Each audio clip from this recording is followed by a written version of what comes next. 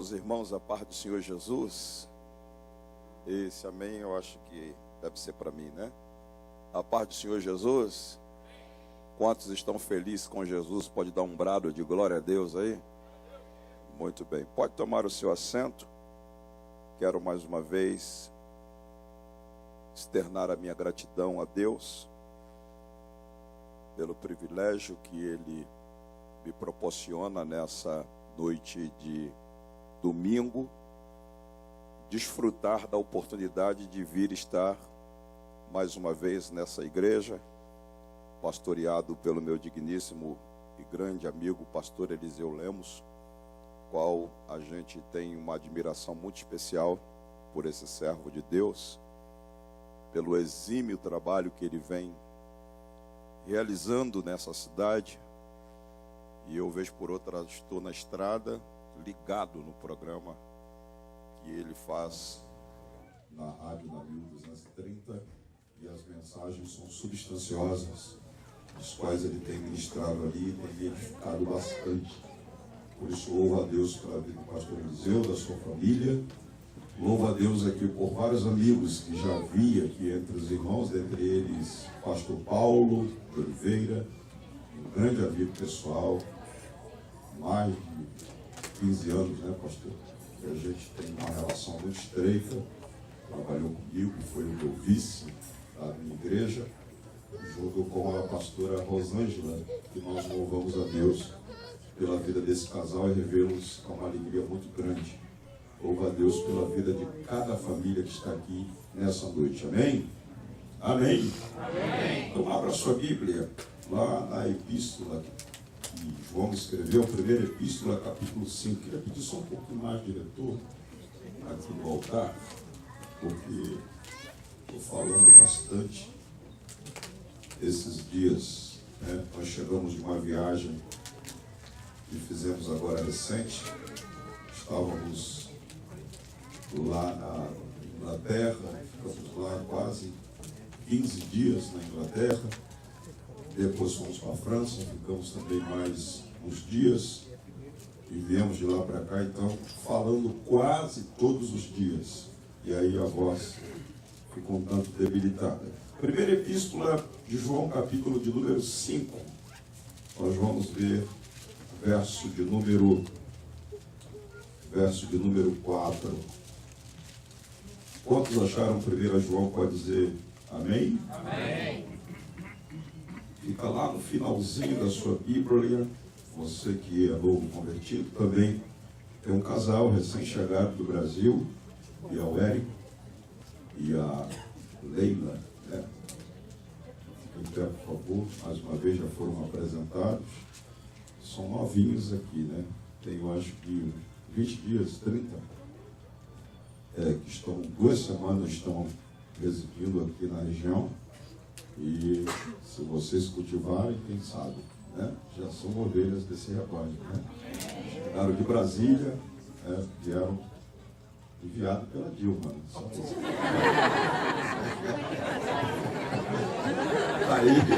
Aí ficou ruim para vocês agora. Podem sentar, estou brincando só para descontrair. Vou ter que trabalhar. Capítulo 5 da primeira epístola que escreveu João, verso de número 4. Quantos acharam? Pode dizer amém? Amém. O texto diz assim: pois todo aquele que é nascido de Deus vence o mundo. Aí a última parte do texto é a base da nossa mensagem. E é esta a vitória que vence o mundo, a nossa fé. Você pode repetir comigo? Essa é a vitória que vence o mundo, a nossa fé. Quero escutá-los mais forte. Essa é a vitória que vence o mundo, a nossa fé. Quero falar nessa noite sobre 3 grandes inimigos da nossa fé. O que eu disse? 3 grandes inimigos da nossa fé. Bom, se você é um estudante da Bíblia, você sabe perfeitamente que a Bíblia diz que sem fé fé, é impossível agradar a Deus. Você pode ser alto, baixo, rico, pobre, branco, negro, culto ou indouto. Você pode ser quem quer que você seja. A única forma, o único meio que existe para se agradar o coração de Deus é através da fé. Sem fé é impossível agradar a Deus. Você pode repetir isso comigo? Sem fé é impossível agradar a Deus. Por quê? Porque a Bíblia diz que é necessário que todo aquele que se aproxima de Deus, número 1, creia que Deus existe. Número 2, creia que Deus é galardoador daqueles que o buscam. E o que é a fé? A fé, sob o ponto de vista do escritor da carta aos Hebreus, ele diz que a fé é o firme fundamento daquilo que a gente não vê, mas também é a certeza daquilo que a gente espera. De maneira que a fé não anda por vista. Alô? Você está me entendendo? A fé não anda por vista. É o firme fundamento do que a gente não vê, mas é a certeza do que se espera da parte de Deus. De maneira que a fé, ela é a célula máter. A fé é a célula mãe da praticidade nossa de vida cristã. Se você excluir a palavra fé, se você tirar essa palavrinha de apenas 2 letras, chamada fé, da Bíblia, a Bíblia passa a ser um livro comum, como qualquer outro livro que você conheça. O que distingue a Bíblia, a palavra de Deus, de todos os demais livros que você conhece. O que distingue a praticidade nossa de vida cristã em relação a todas as demais religiões que norteiam o comportamento religioso dos homens na terra é essa palavra de apenas 2 letras chamada fé. A fé é a célula máter. A fé é a célula mãe do cristianismo neotestamentário. Por isso o escritor, o apóstolo Paulo, escrevendo aos Coríntios, no capítulo 13, ele disse agora, usando um advérbio de tempo, ele disse agora permanece esses 3. A fé, a esperança e o amor. Então a fé, ela é a força motriz que norteia a nossa postura comportamental diante da presença de Deus. Jesus disse que aonde tivesse 2 ou 3 reunidos do seu nome, ele estaria no meio. Os irmãos creem nisso? Ele disse que estaria no meio. Mas alguém já viu Jesus aqui nessa noite? Eu não vi. Sou honesto. Não apalpei, não toquei. Mas ele disse, bem-aventurado aqueles que não viram e creram. Eu não o vi aqui, mas eu creio que ele está aqui, porque ele disse que aonde tivesse 2 ou 3 reunidos no seu nome, ele estaria no meio. E essa casa está impregnada de uma fragrância.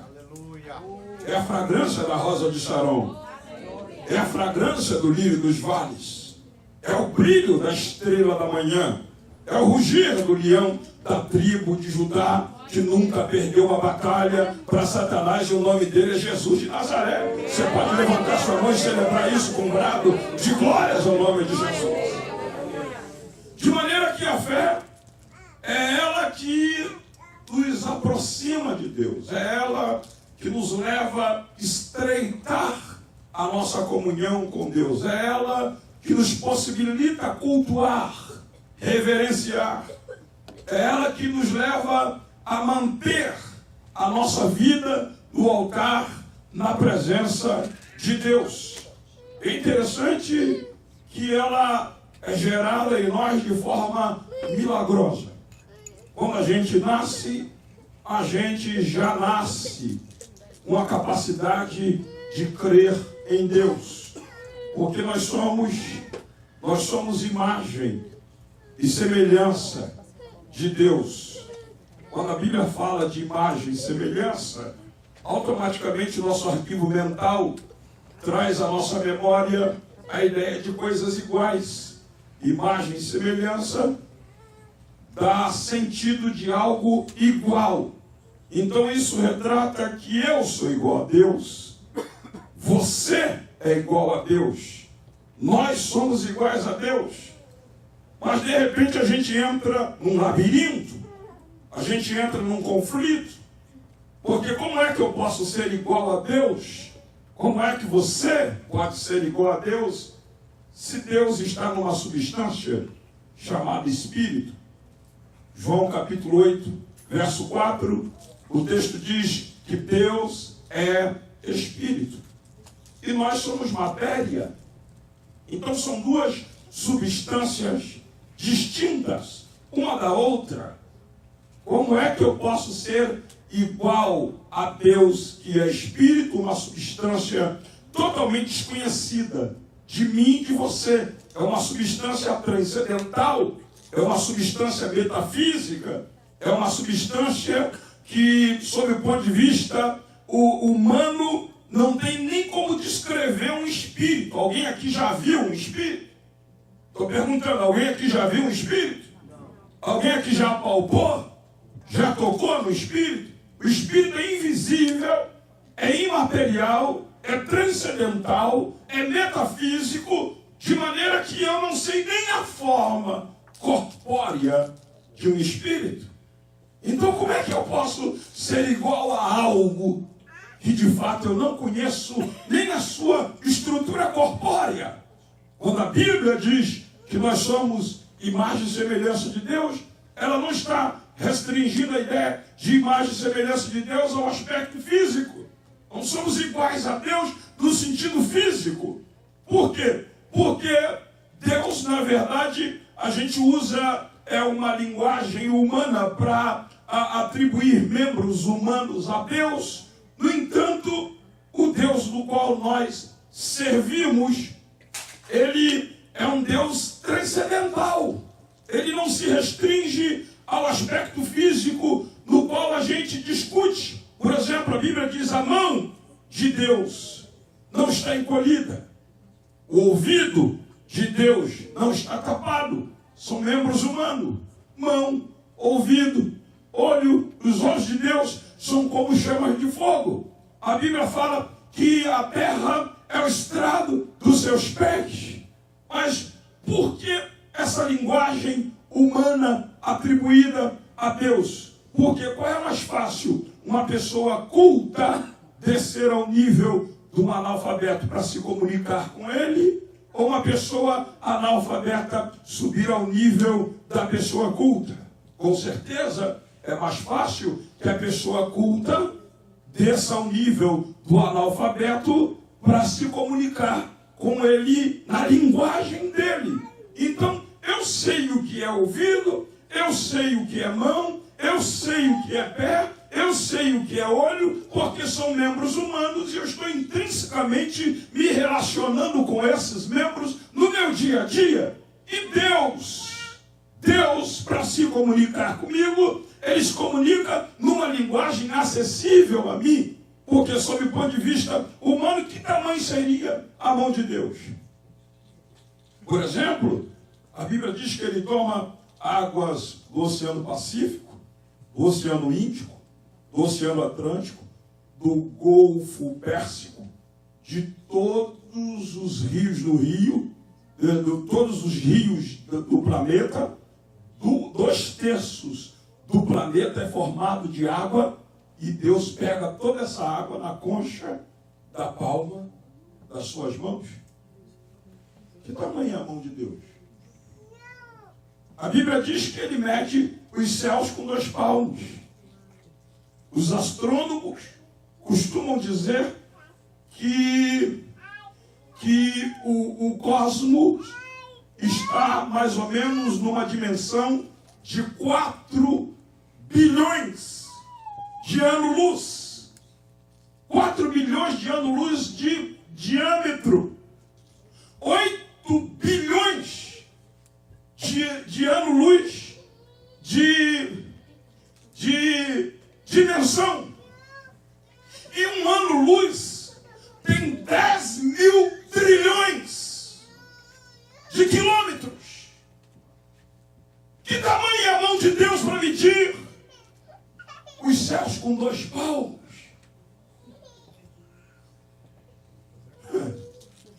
A cadeira de Deus, vez por outra, ele sai do trono e senta no globo. E ele pega os céus com uma cortina e transforma essa cortina numa tenda. E habita sentado no globo com essa cortina ou tenda. E ele resolve chamar cada estrela pelo seu nome.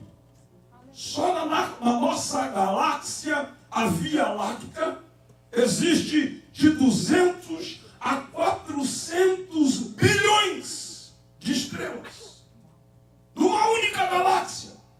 E existe centenas de bilhões de galáxias. E esse Deus magno e sublime que eu sirvo e você serve, ele senta no globo e um dia resolve chamar cada uma pelo seu nome e não falta uma sequer a sua digníssima presença. É esse Deus grande que Salomão disse que os céus dos céus não conseguem contê-lo. Esse Deus grande vai se comunicar com um ser limitado, igual eu e você.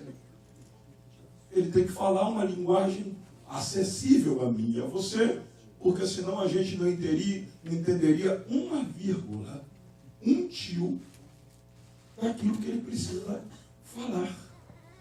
E sob o ponto de vista teológico, isso se chama antropomorfismo.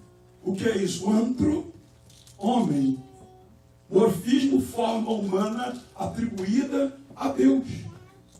Mas em que aspecto, então, eu sou igual a Deus? Você é igual a Deus? Nós somos iguais a Deus porque Deus é inteligente.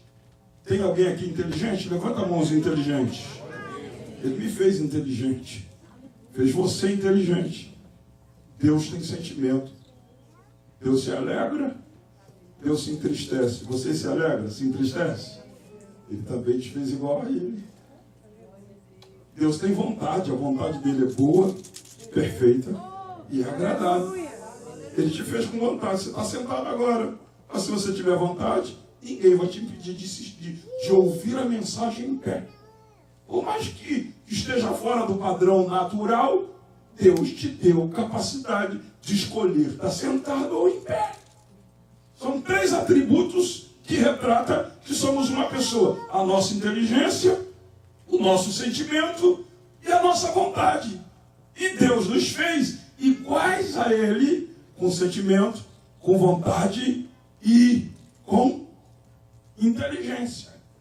Aí eu já comecei a ficar igual a Ele. Ele está numa trindade. Quantas pessoas tem na trindade? Quantas pessoas tem na trindade? 3. O Pai, o Filho e o Espírito Santo. Aí ele me fez um ser tricotômico. Na trindade tem 3 pessoas, mas nós não temos 3 deuses. Porque se a gente disser que tem 3 deuses, a gente cai numa heresia chamada triteísmo. A gente passa a ser tão idólatra como qualquer grupo de pessoas politeísta que adora vários deuses. Então nós não somos triteístas. Nós sabemos que tem 3 pessoas na trindade, mas existe um único Deus, porque divindade só existe uma, a qual pertence as 3 pessoas da trindade. E o que significa isso? Significa unidade composta. Aí ele me fez igual a ele. Eu sou composto de espírito, alma e corpo. Mas eu não sou três seres. Eu sou um único ser, igual a ele, com espírito, alma e corpo, numa unidade composta.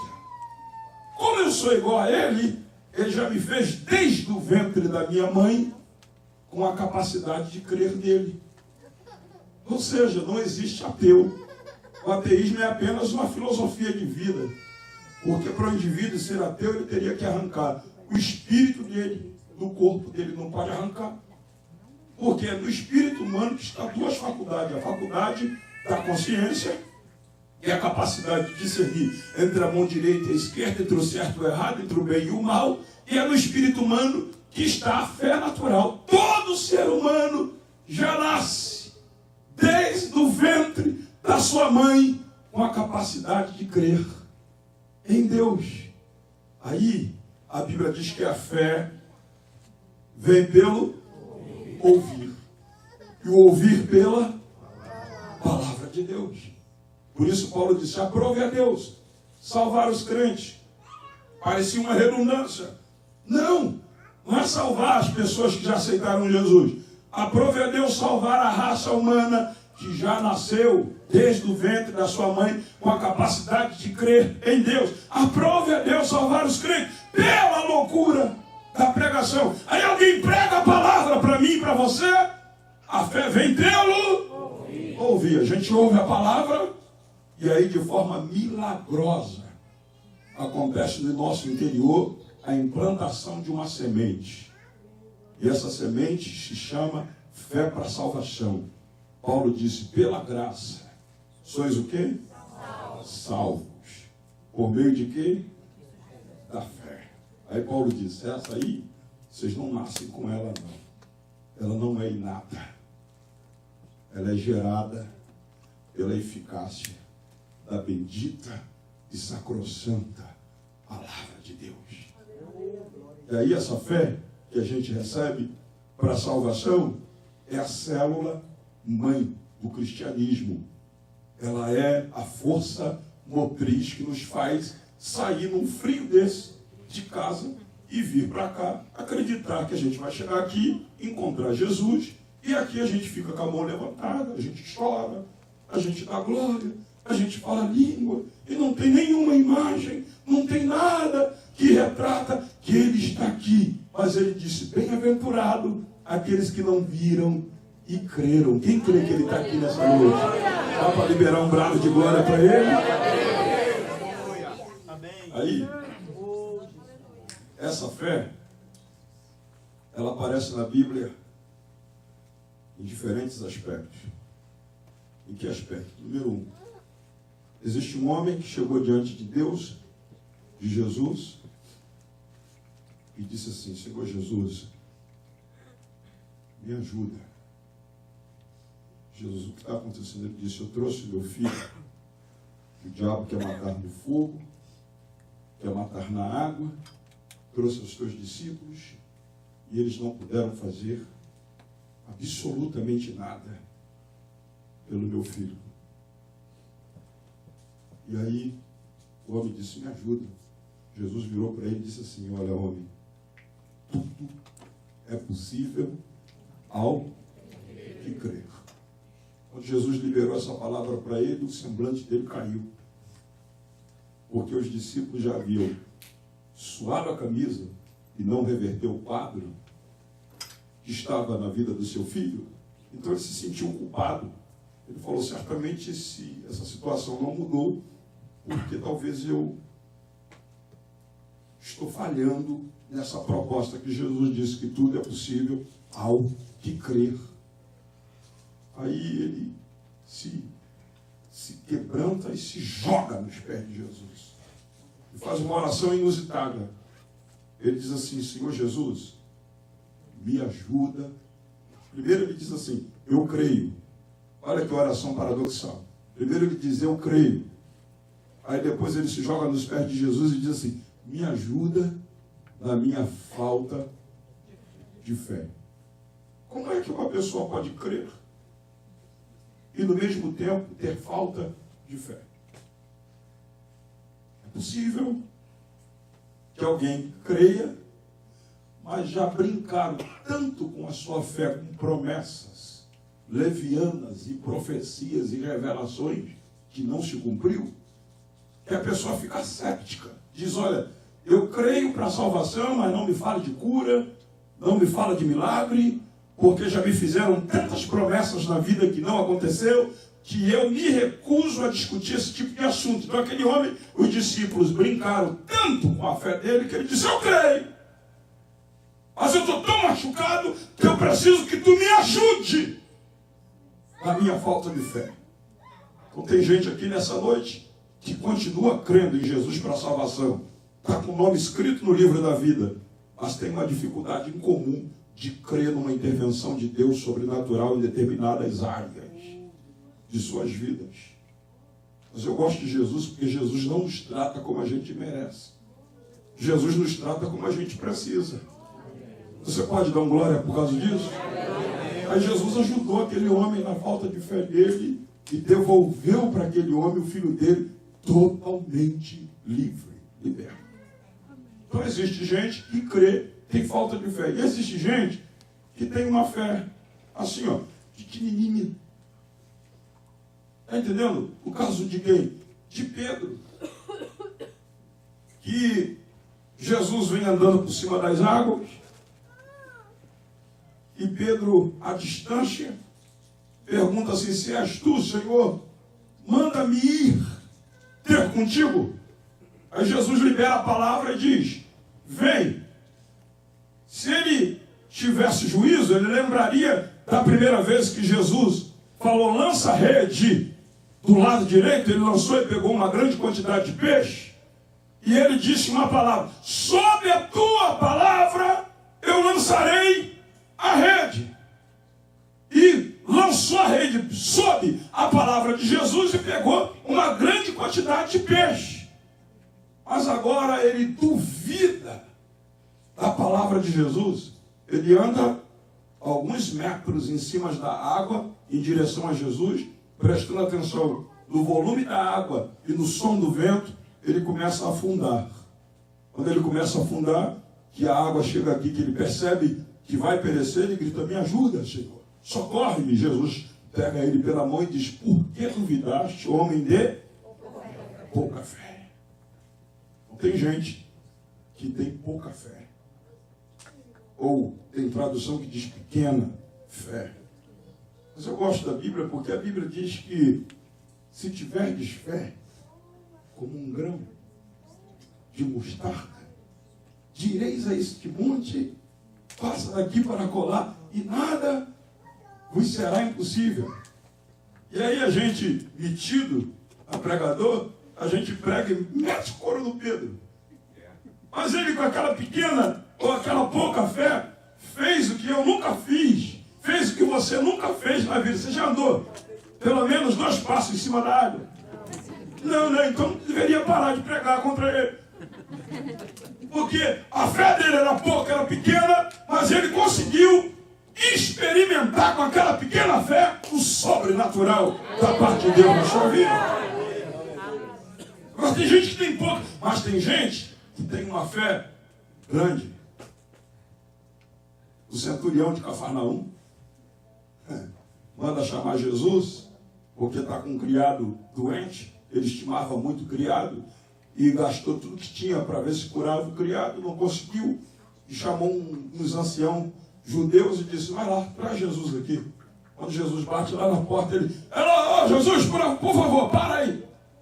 Jesus, mas tu não mandou me chamar? Para aí, porque eu não sou digno que tu entre aqui debaixo do meu teto. Mas basta uma palavra da tua parte para o meu criado ser curado. Aí Jesus rasga elogio, dizendo o seguinte, nem em Israel eu achei o quê? Tanta fé. Jesus estava se referindo até João, que foi o maior nascido de mulher. Ele está dizendo que nem em João ele achou tanta fé, porque ele está dizendo, nem em Israel achei tanta fé. Sabe quem tem grande fé? É que não precisa de amuleto para quem milagre. Basta crer na palavra de Deus Porque a palavra de Deus é o suficiente. Quem aceita essa palavra, levanta a mão e solta um brado de glória. E tem gente que tem uma fé, não apenas grande, quantidade, né? Tanta fé como Jesus disse ao centurião. Tem gente que tem uma grande fé, como a mulher Sirofenícia, vem atrás dele, gritando, gritando. Ele não lhe responde palavra, mas ela assim mesmo se prostra e o adora. Aí ele diz para ela: mulher, grande é a tua fé, seja feito para contigo como tu desejas. Você está entendendo, sim ou não? Então você vai ver que tem gente que crê e tem falta de fé, mas Jesus tem misericórdia dessa pessoa. Tem gente que tem pequena, pouca fé, mas é o suficiente para experimentar o sobrenatural de Deus na sua vida. Tem gente que tem um apego tão grande com a palavra de Deus que tem quantidade de fé. E tem gente adoradora na casa de Deus que o mundo está virado de cabeça para baixo, mas ele está de joelho na presença de Deus oferecendo o seu louvor e adoração ao nome do Senhor. E aí Jesus libera uma palavra: grande é a tua fé, seja feito para contigo como tu desejas. O que eu quero dizer com isso? Que todas essas pessoas as quais compartilhei com você tiveram que usar essa palavrinha de apenas 2 letras para alcançar a realização de algum ideal na sua vida. E se você for à carta aos Hebreus, você vai encontrar uma galeria chamada Galeria dos Heróis, o quê? Na fé. Aí começa pela fé Noé, pela fé Abraão, pela fé Isaac, pela fé Jacó, pela fé José, pela fé Moisés, pela fé Samuel, pela fé Jefité, pela fé Gideão. Você vai encontrar uma galeria dizendo que quem tem fé consegue decolar. Quem tem fé consegue alcançar os seus ideais. Aí o diabo percebeu isso. Ele disse: epa, essa gente, eles não andam por vista, eles andam por fé. E a fé, como um grão de mostarda, é capaz de transportar um monte daqui para colar. Então eu preciso criar uma alternativa para bloquear a ação de fé dessa gente. E qual é a alternativa que ele usa? O primeiro grande inimigo da sua fé. Escute, porque é sério. O primeiro grande inimigo da sua fé: a ansiedade. Qual é o nome? Ansiedade. E quando se fala de inimigo, você fica imaginando alguém ou algo de bata preta, ou de bata vermelha, de chifre, com um garfo na mão e de rabo. Você fica imaginando, inimigo. O pastor falou 3 grandes inimigos da minha fé. Então, o primeiro deve ser alguém que vai se manifestar de bata preta, de bata vermelha, de chifre, de rabo e com um garfo na mão. Mas a ansiedade é sutil. Ela não se manifesta do lado de fora. A ansiedade é um inimigo que se manifesta no seu emocional. A ansiedade se manifesta dentro e ela não faz barulho. Olhando para você de terno e gravata, bonito do jeito que você está. Olhando para você, minha irmã toda maquiada, bonitona, sapato Luiz XV. Olhando para você, parece que está tudo indo de vento em popa na sua vida. Mas de repente, você está sendo achatada pelo inimigo da sua fé, chamado ansiedade. E a ansiedade, ela te deixa olhão regalado, testa franzida, na expectativa de algo que está para acontecer com você, porque a gente criou um hábito de plantar hoje e querer colher ontem. Mas a lei da semeadura tem 3 estágios: plantar, esperar, para depois colher. Mas a gente não gosta de interagir com esse verbo chamado esperar. E é nesse processo de espera que a ansiedade se infiltra dentro da gente. E aí a gente fica naquela expectativa descomunal. É hoje, é hoje, é hoje. E hoje não aconteceu. Aí você vai, dorme, deita a cabeça no travesseiro, rola para lá, rola para cá, e perde o sono, fica com insônia, acorda de manhã estressado, vai ter que limpar 5 casas, ou vai ter que pegar uma demolição na construção, ou pintar uma parede, mas você está uma pilha de nervo, porque você não dormiu bem, na expectativa de que algo aconteça. E quando você já está picado pelo veneno da ansiedade, a ansiedade, de forma sutil, ela se retira e chama a secretária dela, executiva, secretária executiva. Ela diz assim: impaciência, vem cá, minha linda. A impaciência: por não, chefe, que é a ansiedade. A ansiedade diz: agora tu age. Como que eu vou agir?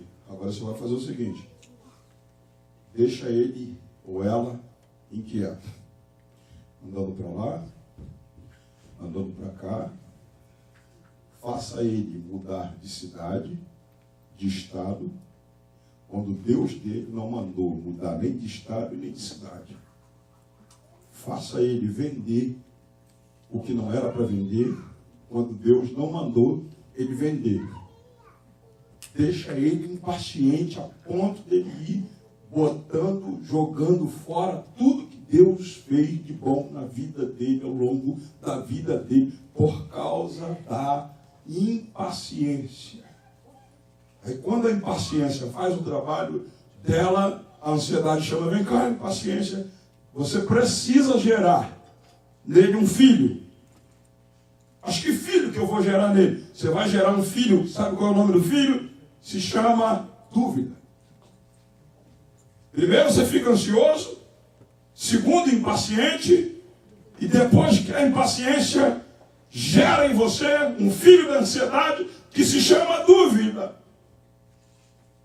E aí você fica agora se auto-interrogando: será que foi Deus mesmo que mandou eu vir para cá? Será que foi Deus que me colocou nessa função aqui no ministério? Será que foi Deus que mandou eu fazer esse negócio, aquele negócio, porque alguma coisa aparentemente não deu certo? Só que a Bíblia diz assim: peça, porém, com fé. Vou repetir: peça, porém, com fé. Aí o texto diz: não duvidando. A ideia de o verbo duvidar tem um gerúndio, processo contínuo. Não duvidando. Por quê? Aquele que duvida é semelhante o quê? É semelhante o quê? A onda do mar, impelida e agitada pelo vento. Aí o texto conclui: não pense tal homem que receberá alguma coisa do Senhor. A ansiedade gera impaciência. A impaciência gera em você um filho da ansiedade que se chama dúvida. E a dúvida tem a função de te sentenciar. Porque assim como a ansiedade tem uma secretária chamada impaciência, a dúvida também tem um secretário chamado inconstância. É o secretário da dúvida. A dúvida chama o secretário dela e diz: inconstância, possua ela, possua ele, porque ele já está duvidando e já está impaciente. Então ele veio hoje, domingo, só vai aparecer aqui na igreja daqui a 15 a 20 dias. Porque ele é inconstante. Ele não consegue começar uma campanha e terminar.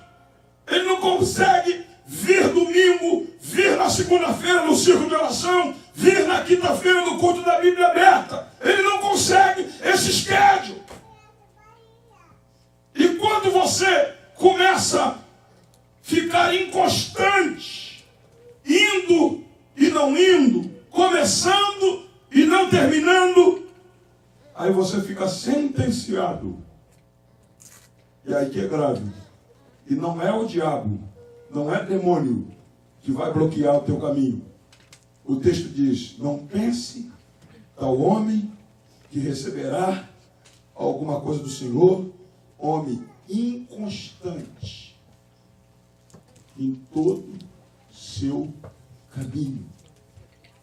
A inconstância te leva a ficar sentenciado a não receber nada, vezes nada da parte de Deus.